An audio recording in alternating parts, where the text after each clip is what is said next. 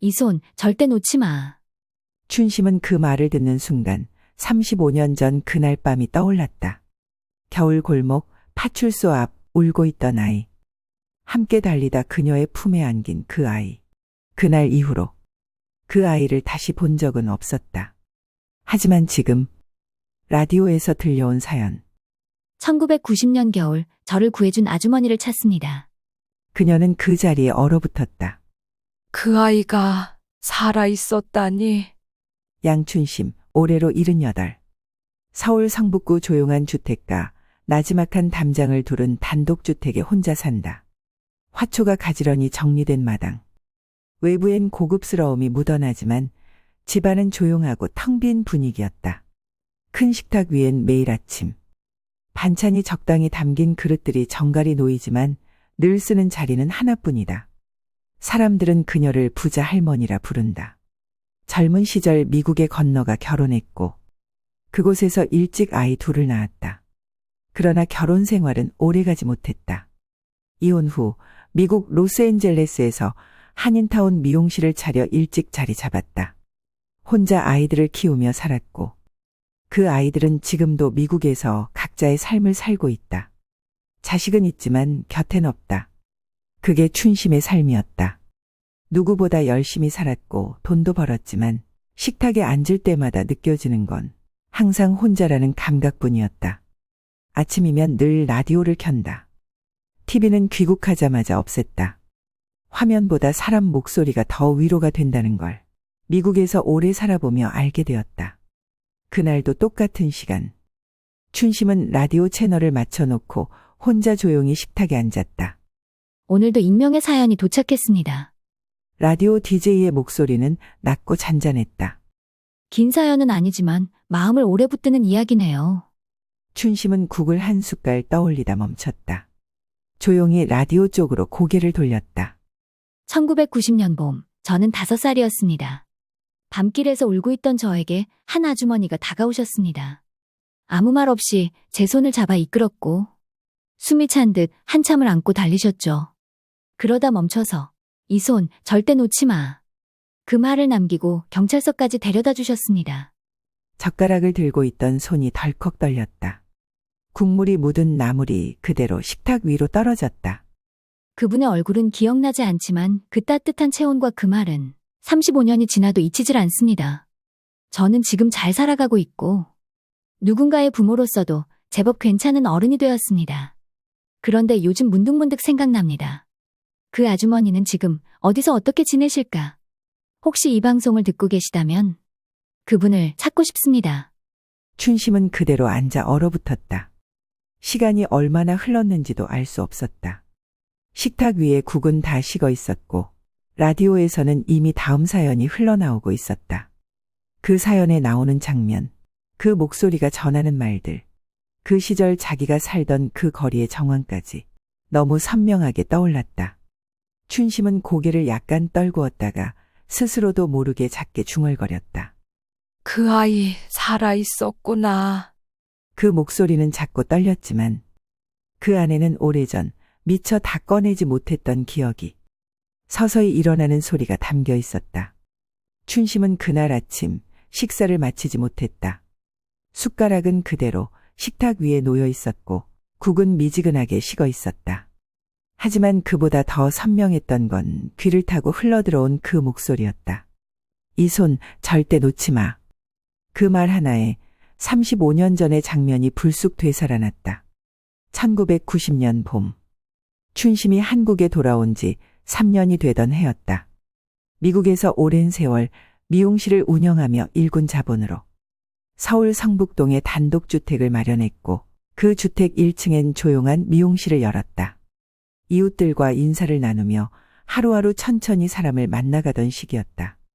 그날 밤도 가게 문을 닫고 오랜만에 지인과 식사를 마친 뒤 조용히 골목길을 따라 집으로 돌아가던 길이었다. 그때였다. 언덕 아래쪽 돌계단 옆에서 가늘고 낮은 울음소리가 들렸다. 춘심은 발길을 멈췄다. 그리고 골목 안쪽을 바라봤다. 가로등도 없는 어두운 골목. 5살쯤 되어 보이는 남자아이가 작은 배낭을 메고 주저앉아 울고 있었다. 얇은 점퍼의 목도리는 반쯤 풀려 있었고 손등은 까칠하게 터 있었다. 입술은 파르르 떨렸지만 아이는 아무 말도 하지 않았다. 춘심이 다가가 말을 건네려던 순간 그 아이가 뒤를 돌아보더니 두려움에 가득 찬 눈빛으로 다시 고개를 돌렸다. 그리고 곧 골목 뒤쪽에서 묘하게 느린 무겁고 낮은 발걸음 소리가 들려왔다.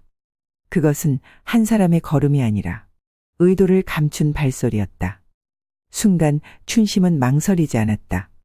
아이가 도망치지 않는다는 건 그 발소리의 정체를 알고 있다는 뜻이었다. 그녀는 아이의 손을 덥석 잡았다. 괜찮아, 따라와. 그리고는 아이를 품에 안고 골목 반대편으로 전속력으로 달리기 시작했다. 등 뒤에서 누군가의 발소리가 섞여 들었지만 그럴수록 춘심은 더 세게 아이를 끌어안았다.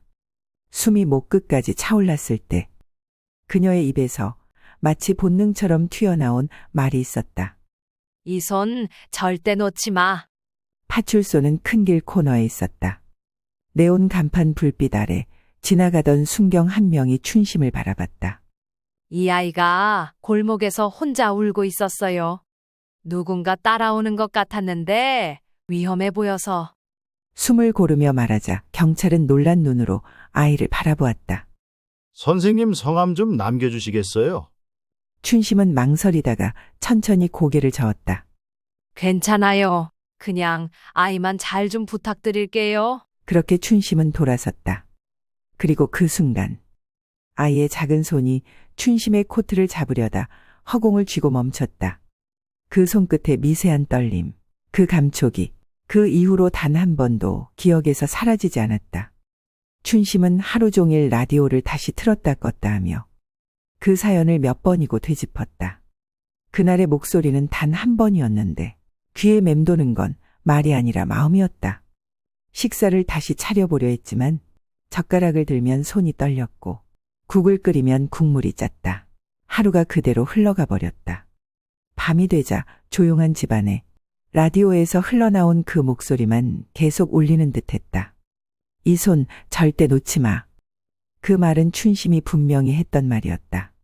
그 시절 그 골목에서 낯선 아이를 품에 안고 달리던 그 밤. 숨이 턱에 찼던 그 순간 의식도 없이 튀어나온 말. 하지만 어떻게 35년이 지난 지금 그 말을 기억하는 사람이 있을까? 춘심은 조용히 거실에 앉아 불도 켜지 않은 채 커튼만 살짝 걷고 창밖을 바라봤다. 서울의 불빛은 여전히 복잡하게 깔려 있었지만 그녀의 마음은 너무도 단순했다. 그 아이가 맞을까? 정말 그날 그 골목에서 울고 있던 그 아이가 맞을까? 그 아이는 당시 5살. 자신의 얼굴을 기억할 리는 없다. 춘심도 아이의 이름을 묻지 않았다. 그러니 지금 누군가가 그 아이는 나예요라고 한다고 해도 확신할 방법은 없다. 그런데도 이상하게 마음이 움직였다. 그 사연 속 문장 하나하나가 너무 생생하게, 너무 조용하게 가슴을 흔들었다. 그분의 얼굴은 기억나지 않지만 따뜻했던 손과 그 말은 아직도 생생합니다. 그 말이 자꾸만 가슴을 찔렀다. 춘심은 안방으로 들어가 서랍 속 오래된 작은 수첩을 꺼냈다. 그날 이후 아무도 모르게 그 골목길을 몇 차례 더 지나갔던 기록이 남아 있었다. 1990년 12월 17일. 파출소 뒤편 아이 소식 없음. 1991년 1월 2일. 다시 방문. 경찰관 교체됨. 아이 근황 미상. 그땐 왜 그리 궁금했을까? 왜 자꾸만 돌아가게 되었던 걸까? 왜 그렇게 오래도록 마음에 남았던 걸까? 그 수첩을 덮으며 춘심은 조용히 중얼거렸다. 살아 있었다면 그걸로 됐다. 그 한마디가 나오고 나서야 그녀는 숨을 한 번 내쉬었다. 하지만 그 감정은 그대로 식지 않았다. 며칠이 지나고도 춘심은 여전히 라디오를 틀었다. 처음엔 단순히 사연이 다시 나오지 않을까 하는 마음이었지만 어느새 그 프로그램을 습관처럼 듣게 됐다. 그러던 어느 날 아침, 창밖에 눈이 살짝 흩날리는 날, DJ의 목소리가 그녀의 귀를 다시 자극했다. 어제에 이어 어릴 적 인연을 찾는 한 분의 사연입니다. 익명 요청으로 이분의 이름은 밝히지 않습니다. 춘심은 숨을 멈췄다. TV 없는 조용한 거실. 라디오 소리만 울리는 공간에서 그녀의 손이 멈췄다. 그날 저를 안고 달려준 아주머니에게 제가 어떤 사람이 되었는지 전하고 싶었습니다. 제가 지금 운영하는 작은 카페에 그날의 인연이 찾아와 주신다면 말씀드리고 싶어요. 정말 고맙다고요. 저는 지금 서울 마포구 망원동에 있는 카페 언덕이라는 곳을 운영하고 있습니다. 이름도 얼굴도 몰라도 괜찮습니다. 그분이 이 방송을 듣고 계시다면 그저 한번 와주셨으면 좋겠습니다. 제 기억 속 아주머니처럼 따뜻한 분이라면 딱 보면 알 수 있을 것 같아서요. 춘심의 손끝이 떨렸다. 카페 언덕이 그 이름을 잊을 수 없을 만큼 목소리에 간절함이 실려 있었다. 처음 사연을 들었을 때보다 이날은 더 깊이 박혔다. 단지 찾고 싶다가 아니라 직접 만나고 싶다는 마음이 명확히 느껴졌다. 정말 그 아이가 날 기억하고 있는 걸까? 그동안 살아오며 수없이 많은 이별을 겪었고 스쳐간 얼굴도 많았지만 누군가가 자신의 기억 속을 35년 넘게 간직하고 있었다는 건 너무 낯설고 따뜻한 일이었다. 춘심은 가만히 가방을 꺼내 지갑 안쪽을 열어보았다. 그날 아이를 놓고 온 다음 날부터 그녀는 매년 12월이 되면 작은 기부와 함께 그 아이를 위한 기도를 했다. 한 번도 잊은 적은 없었다. 그 아이가 살아만 있다면 그걸로 됐다고 생각했다. 하지만 이제 그 아이가 먼저 그녀를 기억하고 있었다. 그날 밤 춘심은 거울 앞에 앉아 차분히 얼굴을 바라보았다. 주름이 깊게 자리한 얼굴, 흰머리가 섞인 단발머리, 세월의 흐름이 고스란히 담긴 모습이었다. 날 알아볼 수 있으려나? 그녀의 목소리는 낮았지만 그 안엔 미세한 떨림이 담겨 있었다. 며칠을 고민했다. 안 가도 될 이유는 수도 없이 떠올랐고 그만두자는 마음도 수차례 들었다. 하지만 혹시라는 감정은 생각보다 오래 남았다. 그리고 그 혹시가 결국 그녀를 카페 앞까지 데려다 놓았다. 서울 마포구 망원동 골목길 끝자락 작은 주택을 개조한 카페 하나. 외관은 수수했지만 커다란 창으로 따뜻한 빛이 흘러나왔다. 카페 언덕이 문 앞까지 왔지만 춘심은 한참을 서 있었다. 자신이 지금 왜 여기에 있는지, 누구를 만나러 온 건지 말 한마디로 설명할 수 없었다. 손에는 조그만 손가방 하나, 평소보다 조금 더 신경 쓴 옷차림, 화장은 하지 않았지만 머리는 아침에 정갈히 손질해 놓았다. 천천히 문을 열고 들어서자 벨소리 하나가 작게 울렸다. 카페 안은 따뜻했다. 아늑한 조명, 작은 식물들, 구석에서 조용히 책을 읽는 손님 한둘. 그리고 계산대 뒤에는 낯선 듯 낯설지 않은 눈빛의 남자가 서 있었다. 춘심은 아무 자리에도 바로 앉지 않고 잠시 카페를 둘러보았다. 그리고는 가장 구석 창가 자리에 조심스럽게 앉았다. 그 모습을 한수는 계산대 뒤에서 유심히 지켜보고 있었다. 요즘 들어 라디오 사연을 듣고 찾아오는 어르신이 한두 명씩 생기기 시작했다. 그중 몇몇은 조용히 앉아 차 한 잔만 마시고 나갔다. 하지만 지금 이 사람은 뭔가 달랐다. 들어올 때의 움직임, 둘러보는 시선, 앉기까지 망설였던 시간, 그리고 어딘가 모르게 기억 속 어렴풋한 뒷모습과 닮아 있었다. 그는 잠시 머뭇거리다가 따뜻한 차 한 잔을 들고 조심스럽게 다가왔다. 그리고 아주 낮은 목소리로 말을 꺼냈다. 실례가 안 된다면 제가 찾고 있는 분이 혹시 그분이 맞으신지 여쭤봐도 될까요? 춘심은 순간 숨을 들이마셨다. 그리고 고개를 아주 천천히 끄덕였다. 하지만 입은 열지 않았다. 말을 꺼내기엔 마음이 너무 떨리고 있었기 때문이다. 한수는 말끝을 흐렸다. 하지만 그의 눈빛은 방금 꺼낸 말보다 더 많은 말을 담고 있었다. 춘심은 고개를 끄덕였지만 입은 열지 않았다. 한동안 두 사람 사이엔 말이 없었다. 테이블 위엔 김이 살짝 오르는 차 한 잔. 그리고 겨울 햇살에 비친 주름진 손만이 놓여 있었다. 잠시 후 한수가 조용히 입을 열었다. 5살 때였어요. 겨울 골목에서 울고 있던 저를 어떤 아주머니가 안고 달려주셨어요. 그의 말은 망설임 없이 이어졌지만 속도는 조심스러웠다. 그분은 제 이름도 제 사정도 모르셨어요. 그냥 아무 말 없이 절 안고 달리셨어요. 그리고 경찰서 앞에서 이 손 절대 놓지 마. 그렇게 말하셨죠. 춘심의 눈이 미세하게 흔들렸다. 그 말, 그날 밤, 입 밖으로 나온 자신의 말이었다. 그게 제 인생에서 가장 따뜻했던 기억이에요. 그는 말을 멈췄다. 잠시 눈을 감았다가 다시 떴다. 기억이 흐릿했어요. 얼굴도 목소리도 다 사라졌는데 이상하게 오늘 들어오시는 모습을 보고 뒷모습에서 그때 감정이 올라왔어요. 말도 안 되는 얘기지만 그냥 가슴이 먼저 알아봤다고 해야 할까요?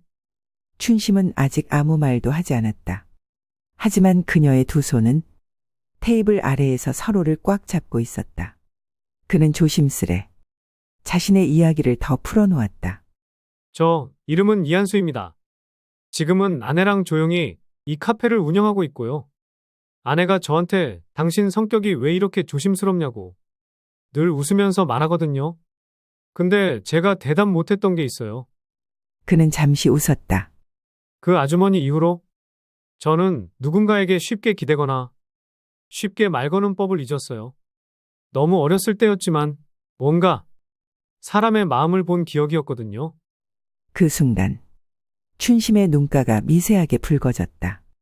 이름도 남기지 않았던 자신을 그가 기억하고 있었다. 그가 35년을 품고 있었다. 한수의 말이 끝나고도 춘심은 한동안 고개를 들지 않았다. 눈앞에 놓인 차는 이미 식었고 창밖으로는 오후의 햇살이 천천히 기울고 있었다. 카페 안엔 다른 손님도 몇 있었지만 그 순간 그녀의 귀에는 어떤 소리도 들어오지 않았다. 오직 그가 꺼낸 말 한마디 한마디만 계속 가슴에 맴돌고 있었다. 그 아주머니 이후로 저는 누군가에게 쉽게 기대는 법을 잊었어요. 그 말이 자꾸 그녀의 손끝을 떨리게 했다. 잠시 후 춘심은 아주 작게 입을 열었다. 마치 속삭이듯 작은 파문처럼. 파출소 앞이었어요. 골목에서 누군가 따라오는 것 같아서 내가 그냥 달렸어요. 한수의 눈이 조용히 커졌다. 그녀는 말을 멈추지 않았다. 너무 어두웠고 그 아이는 아무 말도 하지 않았어요. 그래서 그냥 품에 안고 놓지 말라고 말했어요. 나도 왜 그랬는지는 몰라요.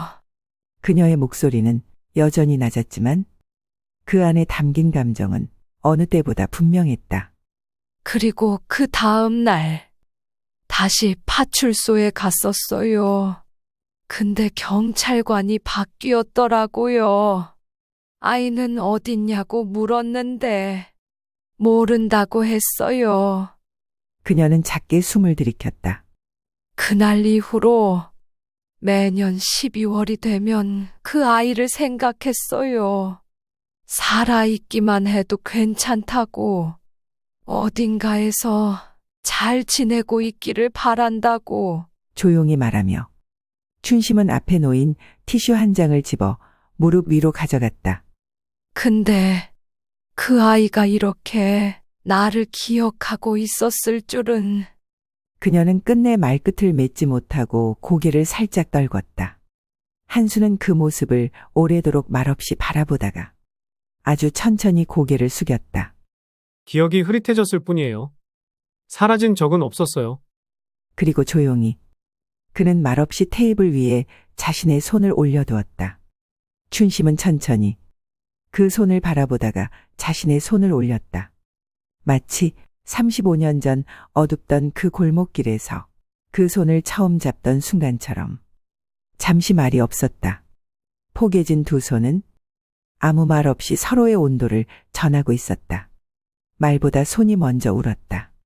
카페 안은 어느새 저녁을 준비하는 사람들의 조용한 웅성거림이 창 너머로 스며들고 있었지만 두 사람의 테이블은 아직 시간에서 조금 비켜서 있는 듯했다.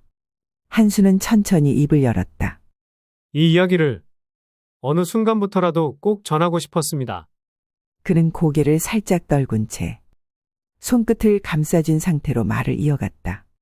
이유도 없이 저를 안고 달리던 그날, 그 밤이 제 안에서 지워지질 않았어요. 가끔은 꿈에서도 나왔고, 어릴 땐 혼자 그림을 그리기도 했어요. 골목길, 파출소, 그리고 따뜻했던 손. 춘심은 고개를 숙인 채 작게 숨을 들이켰다. 이름도 얼굴도 몰랐지만, 그날 이후로는 늘 어떤 사람이 되고 싶었어요. 어릴 적부터 제가 받은 그 마음을 어떻게든 돌려주고 싶었던 것 같아요. 그는 웃었다. 조금은 부끄러운 듯한, 조금은 후련한 웃음이었다. 그래서 그런가 봐요. 저도 누굴 도와줄 수 있는 공간을 갖고 싶어서 이 카페를 시작했거든요. 단골 손님들 중엔 혼자 오는 어르신들도 많아요. 말은 안 해도 가끔씩 그날의 기억이 겹쳐 보일 때가 있어요. 춘심은 천천히 고개를 들었다. 그의 얼굴에 예전 골목에서 마주했던 두려움과 안도, 그 사이의 감정이 아직도 희미하게 남아있는 듯 보였다. 라디오는 정말 마지막 수단이었어요. 찾을 수 없을 거라고 생각하면서도 혹시나 그분이 아직 이 세상 어딘가에 살아 계신다면. 그는 말을 멈췄다. 그 뒤를 잇는 말은 굳이 필요하지 않았다. 지금 그 사람이 바로 눈앞에 있으니까. 춘심은 작게 미소 지었다. 하지만 그 미소는 한순간 수십 년의 시간을 건너온 표정이었다. 당신 덕분에 내가 해왔던 선택들이 헛되지 않았단 걸 알게 됐어요. 밤이 깊었다. 카페 안에는 이제 손님이 없었다. 따뜻한 조명 아래 두 사람의 찻잔만이 남겨진 시간. 한수는 마지막까지 말을 아끼려는 듯 조심스러웠고, 춘심은 잠시 그를 바라보다가 작게 물었다. 지금 가족은 잘 지내지요? 그는 살짝 웃었다. 아내랑 딸 하나 있습니다. 둘 다 밝고 따뜻해요. 아이에게는 늘 말해요. 기억보다 누군가의 마음이 더 오래 남는다고요. 춘심은 조용히 고개를 끄덕였다. 그리고 말없이 창밖을 바라보았다. 서울의 겨울밤. 그때와는 달라진 도시. 그러나 변하지 않은 마음. 그녀는 가만히 일어섰다. 이제 됐어요. 보고 싶던 얼굴을 봤고, 무엇보다 잘 자라줘서 고마워요. 한수는 그녀를 따라 일어섰다. 손은 자연스럽게 가슴 앞으로 모아졌다. 춘심은 문 앞에서 잠시 돌아봤다. 그리고 아주 조용히 말했다. 그날 밤 나는 그냥 누군가를 안고 싶었는지도 몰라요. 그 말엔 설명보다 깊은 마음이 담겨 있었다. 한수는 고개를 깊이 숙여 인사했다. 춘심도 짧게 고개를 끄덕였다. 카페 문이 열리고 겨울바람이 잠시 안으로 스며들었다. 그리고 그녀는 천천히 발걸음을 돌려 겨울 거리로 나섰다. 집으로 돌아오는 길. 택시 안에서 그녀는 눈을 감았다. 그리고 아주 작게 자신만 들을 수 있는 목소리로 혼잣말처럼 중얼거렸다. 이제야 내가 가진 걸 어디에 써야 할지 알 것 같네. 겨울 도심의 불빛이 유리창을 따라 흐르고 있었다. 그날의 기억처럼 천천히, 조용히, 따뜻하게